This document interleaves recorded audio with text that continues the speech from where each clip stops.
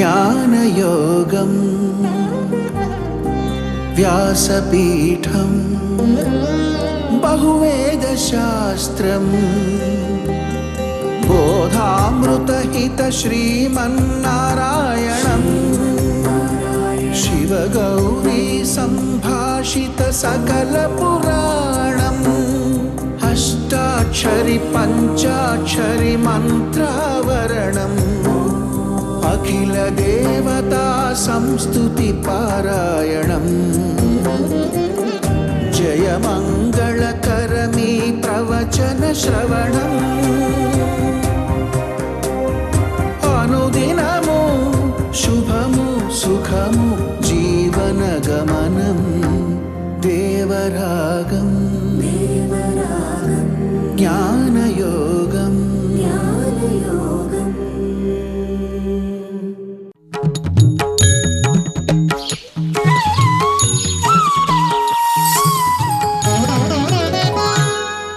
ఆపదామపహర్తారం దాతారం సర్వసంపదాం లోకాభిరామం శ్రీరామం భూయో భూయో నమామ్యహం.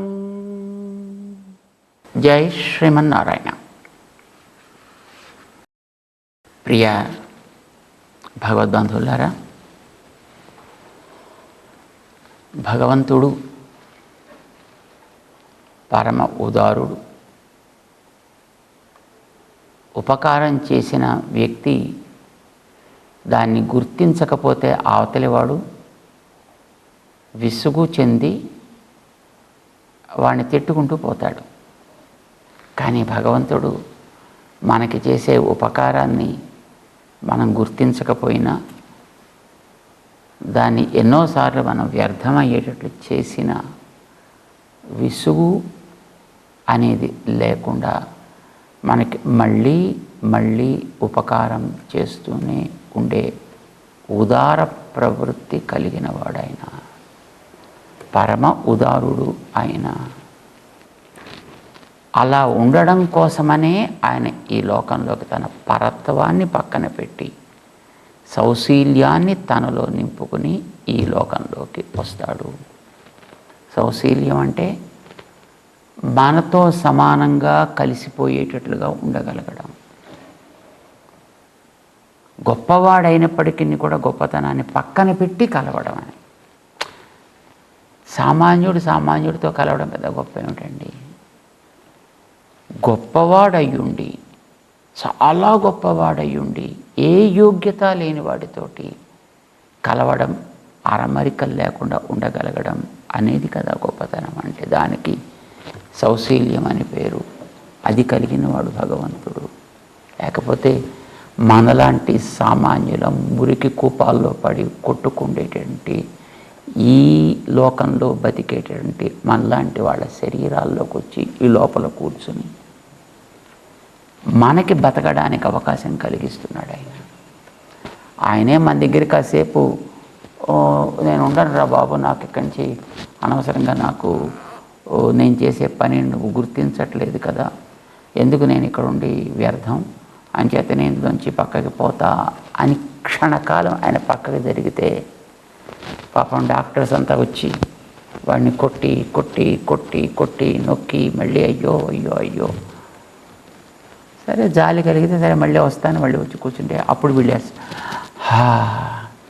డాక్టర్ గారు అబ్బా మేం చేసామండి అని వాడి పాపం తగ్గుకుంటాడు.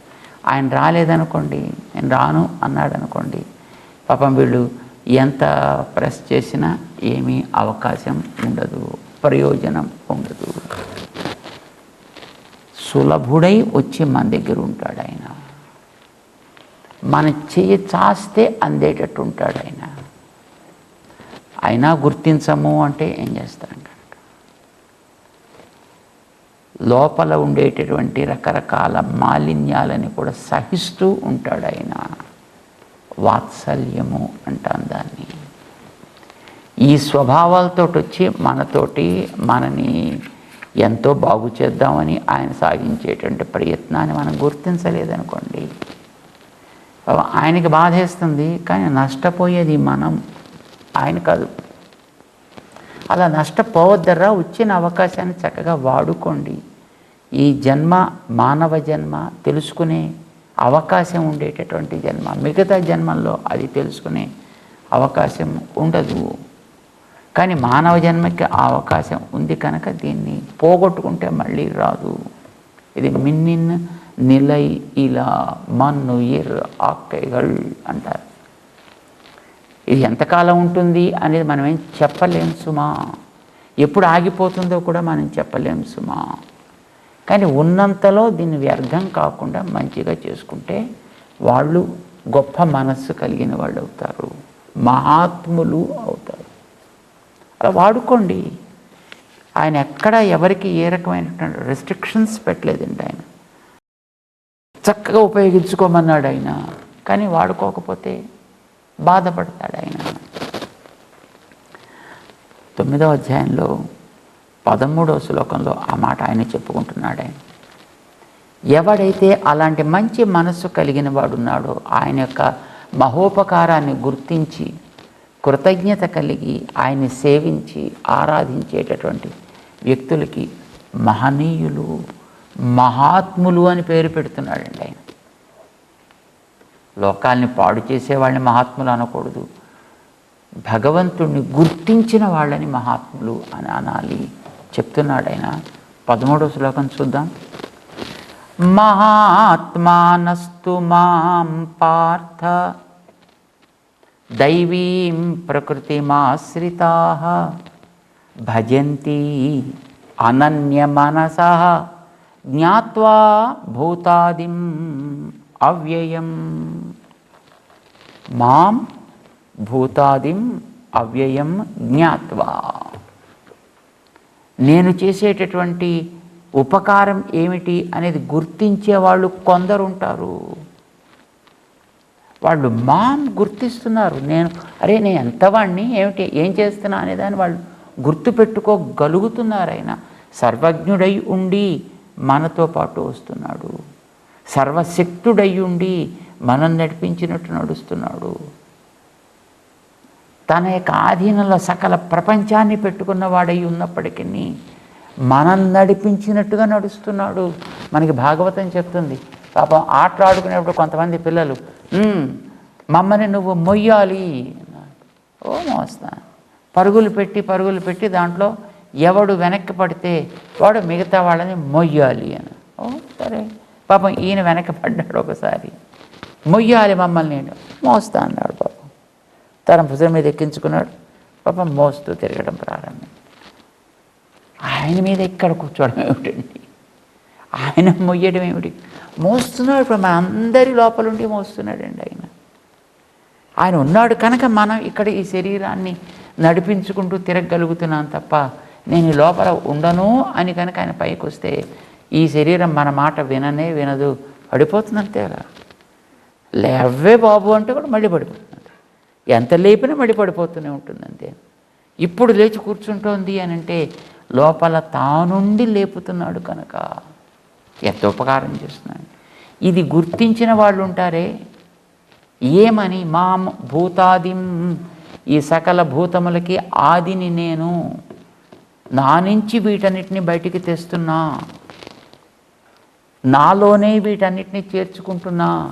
వీటన్నిటిని నాలోంచి బయటికి తీసుకొచ్చిన తర్వాత మళ్ళీ నేను చిక్కిపోవడం అనేది ఉండదు. వీటన్నిటిని మళ్ళీ నాలో పెట్టుకున్న తర్వాత నేను ఒకసారి ఉబ్బిపోవడం అనేటటువంటిది కూడా ఉండదు. చిన్న సాలెపురుగుని మనం చూస్తున్నాం చూడండి, తనలోంచి ఒక పెద్ద ఇంత గూడిని రచన చేస్తుంది అది, కానీ తానులాగానే ఉంటుంది.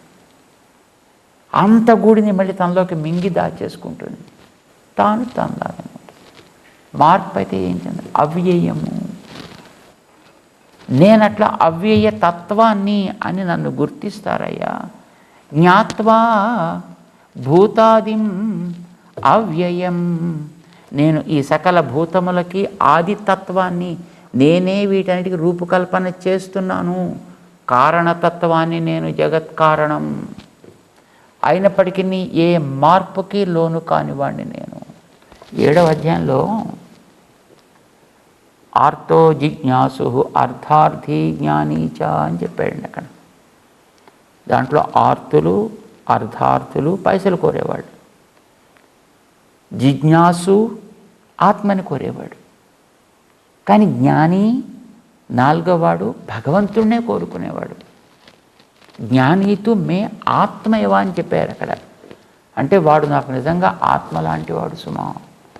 అంటే వాడికి ఏమీ కోరడు. వాడు నాకు ఆత్మ అవసరం లేదు, ఇంకా మరి మరొక లోకం నువ్వేదో ఇస్తామన్నా నాకు అవసరం లేదు, ఏది నాకు అవసరం లేదు. అంత గొప్పగా అది ఏది మనసులోకి చేరిన యాతు శతధ వినాశం తత్సత్యం అనే స్థితిలో ఉంటాడండి వాడు. ఏం కోరడు అనమాట. వాళ్ళను కూడా పక్కన పెడుతున్నాడు. ఆ వ్యక్తిని చెప్తున్నాడు జ్ఞాని అని అక్కడ ఎవరినైతే చెప్పాడో, జ్ఞానితు మే ఆత్మ అని ఎవరినైతే తాను కోరుకున్నాడో, తను చెప్పుకున్నాడో అలాంటి వాడు మహాత్ముడు. అక్కడ కూడా మనకి ఆ మాట చెప్పాడండి ఆయన. జ్ఞాని మిగతా వాళ్ళకంటే విలక్షణుడయ్యా ఆయన పక్కకి తీసుకొచ్చాడు ఆయన్ని. అతన్ని గురించి చెప్తున్నాడు. మహాత్మా నష్టు వాళ్ళకి మన ఆళ్వార్లు తమాషాగా చెప్తారండి.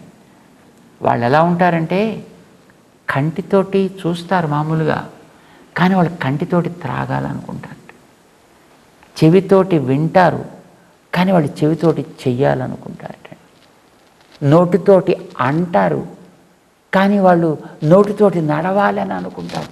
వాళ్ళకి వాళ్ళ ఇంద్రియాలు ఒక పనితోటి ఆగవుటండి. అన్ని ఇంద్రియాల పనులు ఒక్కొక్క ఇంద్రియం తనే చేసేయాలనుకుంటుంటండి భగవంతుడి విషయంలో. అంటే కన్ను చూడడంతో పాటు ముక్కు చేసే పని చేయాలి, నాలుక చేసే పని చేయాలి, చెవి చేసే పని చేయాలి, చర్మం చేసే పని చేయాలి. ఇన్ని అనుకుంటుంది ఒక్కొక్కటి.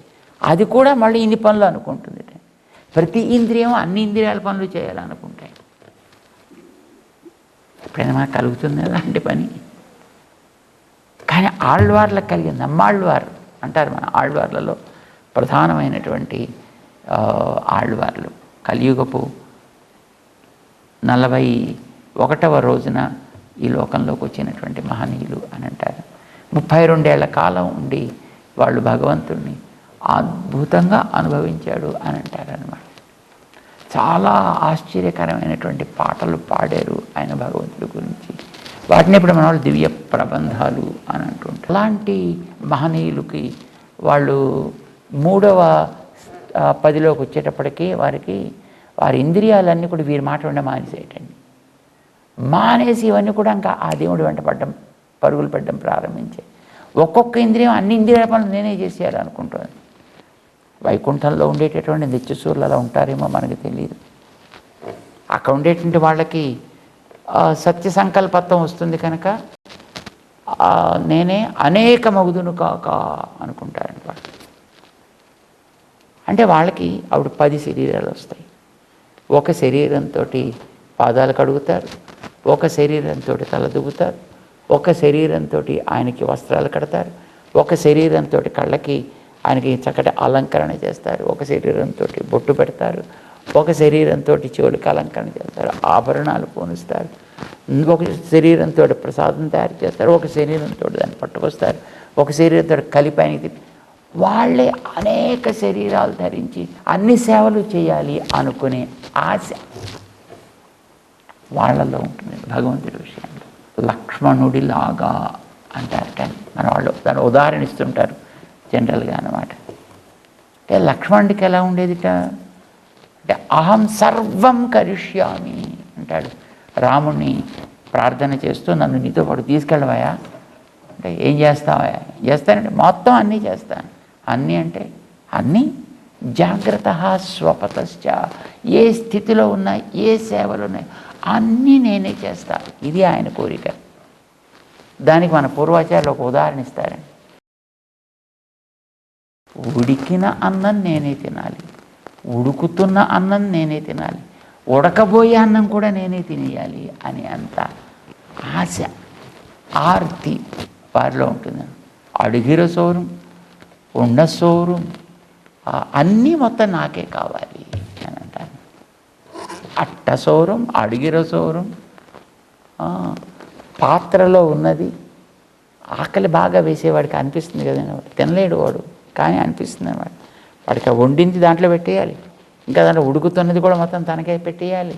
ఇలా అనిపించినట్లుగా లక్ష్మణుడికి అన్ని సేవలు నేను ఒక్కడనే చేసేయాలి. ఈ మహాత్ములు అట్లాంటి వాళ్ళు అయి ఉంటారు. అంచేత వీళ్ళకి తెలుస్తుంది. ఎందుకని వీళ్ళల్లో ఉండే ప్రవృత్తి దైవీం ప్రకృతిం ఆశ్రిత. వీళ్ళకు ఉండే స్వభావం సహజమైనటువంటి సాత్వికమైనటువంటి స్వభావము, సుకుమారమైనటువంటి స్వభావము, సున్నితంగా ఉండే స్వభావము. కనుక వీళ్ళు ఏం చేస్తారు? దైవీం ప్రకృతిం ఆశ్రితా మాం భజంతి, నన్నే సేవిస్తూ ఉంటారు. ఎలా? అనన్య మనస, ఇంకా మనసు దగ్గరికి ఇతరమైనవి ఏవి రానివ్వరు, ఏ వచ్చినా మనసులోకి వెళ్ళనివ్వరు. చూడండి, గ్లాసులో ఐస్ని పట్టుకొచ్చి నింపేస్తే, ఐస్ని పట్టుకొని నీళ్ళని ఐస్ కింద మార్చేసాం అనుకోండి, డీప్ ఫ్రీజర్లో పెట్టేసి గ్లాస్ నిండా అనుకున్నాను. మీరు దాంట్లో పట్టుకొచ్చి ఇంకొక నీళ్ళు పోస్తే, మీరు మామూలుగా ఐస్ గడ్డలు పట్టుకొచ్చి దాంట్లో నింపిన తర్వాత కాస్త నీళ్ళు పట్టుకొచ్చి పోస్తే ఆ నీళ్ళని లోపలికి తీసేసుకుంటాయి. కానీ నీళ్ళని దాంట్లోనే డీప్ ఫ్రీజర్లో ఐస్ గడ్డ కింద మార్చిన తర్వాత దాంట్లో పట్టుకొచ్చి మీరు కాస్త నీళ్ళు పోస్తే ఏమవుతాయి? పొర్లిపోతాయి, లోపలికి ఏం వెళ్ళనివ్వవు. అట్లాగే వీళ్ళు నాలో ఉండేటటువంటి చల్లటి స్వభావాన్ని తమ మనస్సులలో నింపుకోవడం చేత పరిపూర్ణంగా ఏ ఇతరమైనది వచ్చినప్పటికీ కూడా ఆ లోపల ఇంకా నిండకుండా పూర్తిగా బయటికి వ్యర్థమైపోయేటట్లుగా ఉంటుంది వీళ్ళ యొక్క ప్రవృత్తి చేత. వాళ్ళు అనన్య మనస భజంతి, వాడు నన్నే సేవిస్తూ ఉంటారు, నా తత్వాన్ని వాళ్ళు తెలుసుకుంటారు.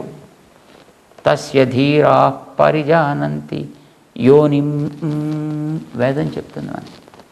తస్య యోనిం, ఆ భగవంతుడి యొక్క కారణ తత్వాన్ని గురించి ధీరా పరిజానంతి, వాళ్ళకి చక్కగా ఉంది, బుద్ధిమంతులు అని అర్థం. ధీరుడు అంటే బుద్ధి ఉన్నవాడు సవ్యంగా. అచేత వాళ్ళు ధీరులు కనుక వాళ్ళు పరిజానంతి, జానంతి తెలుసుకుంటున్నారు. ఊరికే తెలుసుకోవడం కాదు, పరిజానంతి. ఆయన ఇంకా ఏ రకమైనటువంటి స్వరూప స్వభావాలతో ఉంటాడో కూడా మొత్తం వాళ్ళు భావిస్తారు. అందుకోసం వాళ్ళు సుకృతులు అయ్యారు, అందుకోసం వాళ్ళు మహాత్మానః అయ్యారు. వాళ్ళు దైవీం ప్రకృతిం ఆశ్రితాః,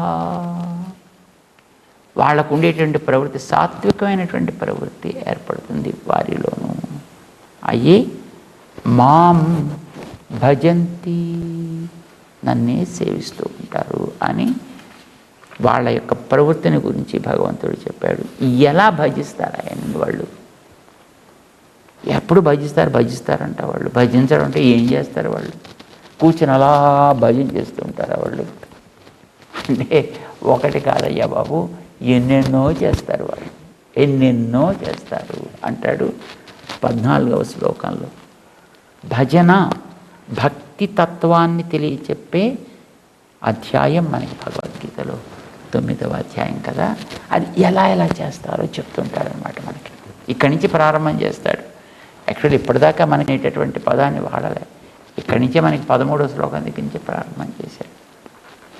భజన చేస్తారు వాళ్ళు. ఎలా చేస్తారు? అర్జునుడికి సమాధానం చెప్తున్నాడు.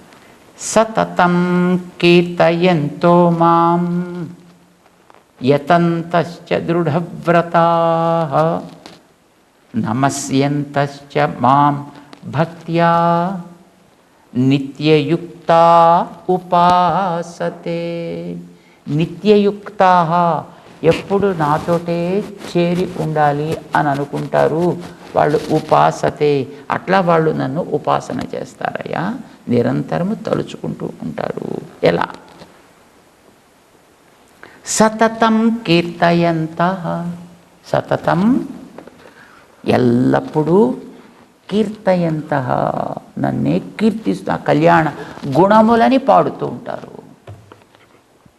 సతతం అందమైన పదం అండి. అవునుగా సతతం అంటే ఎల్లప్పుడూ అని అర్థం. కానీ రహస్యం తెలిసినటువంటి మన పెద్దవాళ్ళు చెప్పారండి, ఎల్లప్పుడూ అది ఎప్పుడు చేసే పనేనయ్యా, దాన్ని చెప్పడం ఎందుకు, దాన్ని చెప్పాడంటే అందులో ఏదో రహస్యం ఉంటుంది.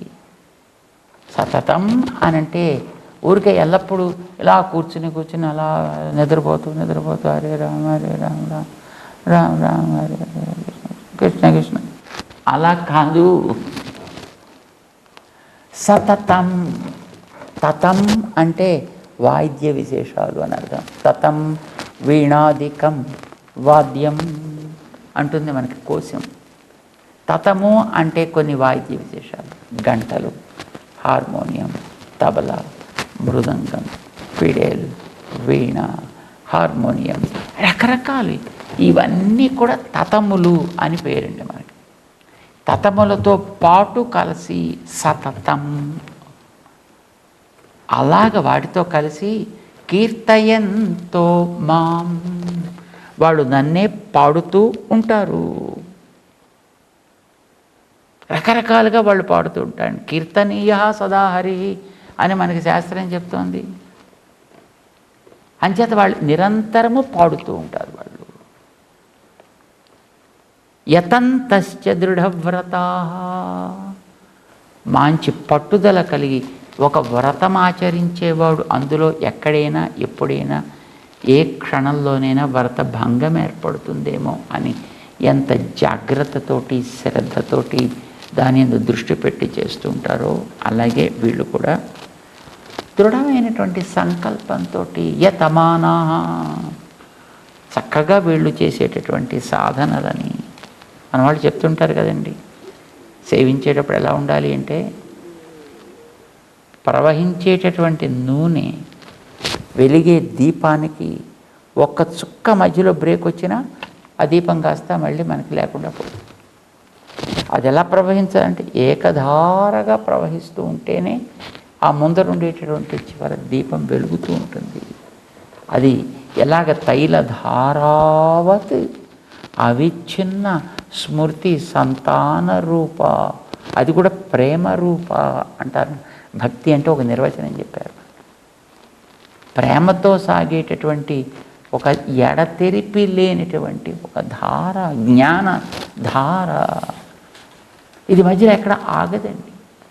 ఏ ఇతరమైనటువంటి పనుల్లో ఉన్నప్పటికీ ఈ లోపల సాగేటటువంటి ఈ జ్ఞానధార నిరంతరము సాగుతూనే ఉంటుంది వాళ్ళకి. అంతేకాదు నమస్యంతశ్చ మాం భక్త్యా, వాళ్ళు భగవంతుడికి ఎప్పుడు కూడా అలాగ వినయంతో విధేయతతోటే ఉంటారు. నమస్యంతశ్చ అలా ఉంటూ నిత్యయుక్త ఉపాసతే, ఎప్పుడు నన్నే చేరి ఉండాలి అని అనుకుంటూ వాళ్ళు ఉంటారయ్యా. వాళ్ళకి అసలు ఎప్పుడు క్షణకాలం కూడా వాళ్ళని వదిలి ఉండాలి అని అనుకోరు. అంటే జనాల్లో ఉన్నా ఏకాంతంలో ఉన్నా ఆయన ఎప్పుడు కూడా వదిలి ఉండరు వాళ్ళు. యుగాయుతం నిమేషేణ, గోపికల గురించి చెప్తారండి మన భాగవతం. యుగాయుతం నిమేషేణ, నిమేషం అంటే రెప్పపాటు కాలం. ఈ రెప్ప ఇలా పడి మళ్ళీ తీసుకోవడం ఎంతసేపు ఉంటుందండి అది. కానీ ఆ పడి ఆ మధ్యలో ఒక బ్రేక్ ఏర్పడింది కదా, ఆ బ్రేక్ వాళ్ళకి ఒక యుగం అయిపోయినట్టు అనిపిస్తుంది అండి. వాళ్ళు యుగాయితం నిమేషేణ చక్షుషా ప్రావృడాయితం, ఆయన కనుక ఎదుట కనిపించకపోతే కళ్ళల్లో ఎప్పుడూ వానాకాలమే ఉంటుంది అని అంటారు. వానాకాలమే ఉంటుంది. ప్రావృడాయితం శూన్యాయితం జగత్ సర్వం, వాళ్ళకి ఇంకా అసలు ప్రపంచమే ఇంకా లేదు అన్నట్టు అనిపిస్తుందండి. ఆ క్షణకాలం ఎప్పుడు ఆయన యొక్క స్మరణ వాళ్ళకి దూరం అవుతుందో అని అంటారన్నమాట. కుంతీదేవి ఇలాంటి ప్రార్థన చేస్తుందండి. కృష్ణ, కష్టాల్లో నువ్వు దగ్గర ఉంటావు అని అనుకుంటే నువ్వు మాకు దగ్గర ఉండడం ఇంపార్టెంట్ అయ్యా. నువ్వు అది కష్టం ఇస్తావా, సుఖాన్ని ఇస్తావా, దుఃఖాన్ని ఇస్తావా, ఏమిస్తావు మాకు సంబంధమే లేదు. నువ్వు మా తోడుగా ఉండాలి, అంతే మేము కోరుకునేటటువంటిది. అంచేత దానికి కష్టాలే కారణం కనుక అయినట్టయితే పోనీ ఆ కష్టాలే మాకు ఉండేట్టుగా చేయి ఎప్పుడును. అది కష్టమా సుఖమా అనే ప్రశ్న కాదు. క్షణకాలం కూడా ఆయన యొక్క ఎడబాటు అనేది వాళ్ళకు ఉండదు. అంచేత సతతం కీర్తయంతో మాం యతంతశ్చ దృఢవ్రతాః నమస్యంతశ్చ మాం భక్త్యా నిత్యయుక్తా ఉపాసతే. అలా వాళ్ళు ఇప్పుడు కూడా భగవంతుడిని ఉపాసన చేస్తూ ఉంటారు. వాళ్ళు మహాత్ములంటే అలాంటి వాళ్ళ కోసం నేను వస్తా, అలాంటి వాళ్ళ కోసం నేను అవతరిస్తా, అలాంటి వాళ్ళ కోసం నేను ఏ రూపాన్నైనా ధరిస్తా, ఏ స్థితికైనా నేను వెడతా. జారడు, దిగుతాడు ఆయన. లోకంలో ఉండే మనలాంటి వాళ్ళని జారిపోతాం, కానీ ఆయన వాళ్ళ స్థితికి తాను దిగి వాళ్ళని అక్కడి నుంచి తాను ఉద్ధరించేటటువంటి ఉద్యమాన్ని చేస్తాడు ఆయన. ఇది తలుచుకుంటారు వాళ్ళు, తలుచుకుని దాంట్లో కరిగిపోతారు అన్నమాట. ఆ కరిగిపోయినప్పుడు మనస్సు అంతా ద్రవించిపోతుంది. ఆ ద్రవించిపోయింది అలా పైకి పొంగుతుంది. అది నోరార పాటలా వస్తుంది. అది ఇంకా ద్రవించిపోతుంది. కళ్ళల్లోంచి అలాగ ఆనంద బాష్పాలుగా వస్తాయి వాళ్ళకి. ద్రష్టవ్య సర్వదేహిభిః అంటారు. అలాంటి మహాత్మాలను చూడడం అంటే భగవంతుడికి ఇష్టంటండి. మనం కూడా అట్లాంటి మహనీయులనే చూడవలే, మన జన్మ సార్థకం కావాలి అని అనుకుంటే అని చెప్తారు మన పెద్దలు. సో భగవంతుడు మహానుభావులైనటువంటి వ్యక్తులు ఎట్లా తనని ఆరాధన చేస్తారో చెబుతూ ముందుకు తీసుకువెడుతున్నాడు. మనం కూడా ఆయనతో పాటు సాగుతూ అలా ఉండగలగాలి అని ఆశిద్దాం. జై శ్రీమన్నారాయణ.